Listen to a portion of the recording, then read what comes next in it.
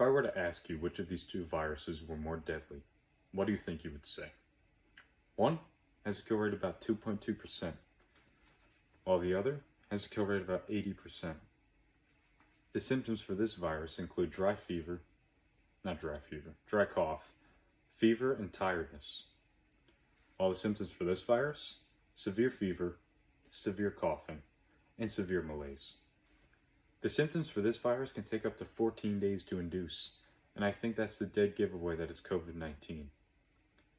But in the 14 days that it takes COVID's symptoms to come through, the Marburg virus would have killed you in about 8 to 9.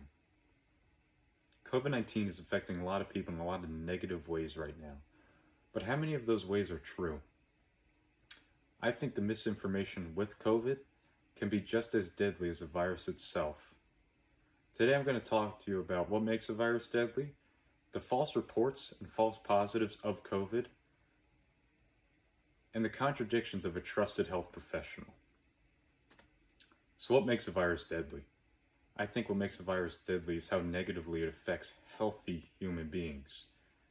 If you're young and get COVID, the chance of you getting a severe case of it and severe symptoms is significantly lower than if an older man or older woman got it. But age isn't something you can control. Health is, though. If you're a healthy individual and you don't have any underlying medical conditions, the chance of you getting a fatal case of COVID-19 are disproportionately lower than if you have an underlying health condition like obesity or diabetes. In 2020, 900,000 people were hospitalized due to COVID, but the CDC said that 30.2% of those 900,000 were from obesity. A big part of the misinformation about COVID is the false positives and the false death reports coming from it.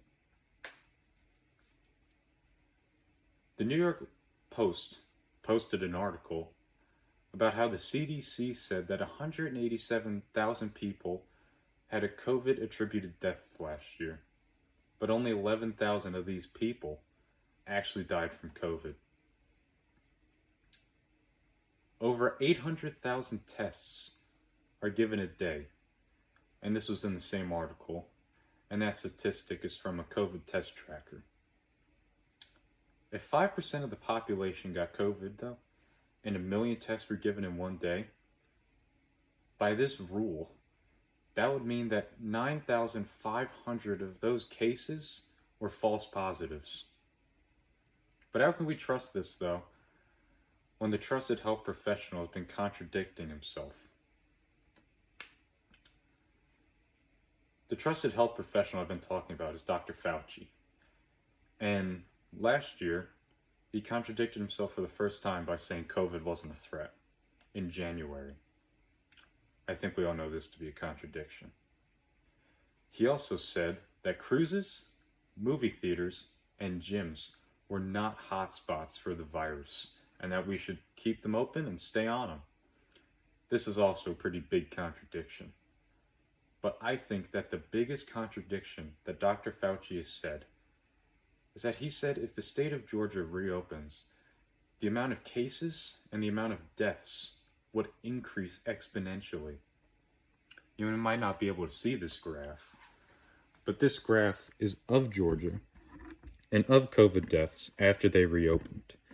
As you can see, it starts higher and goes lower.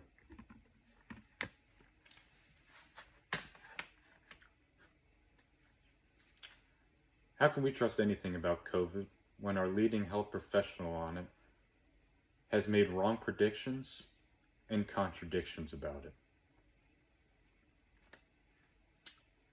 No matter what, though, the misinformation about COVID can be just as deadly as the virus itself.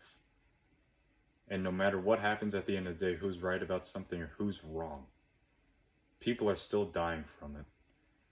So even if you don't believe in wearing a mask or getting a vaccine, I think if you have the chance to help someone who might be in risk of getting it, then you should take it.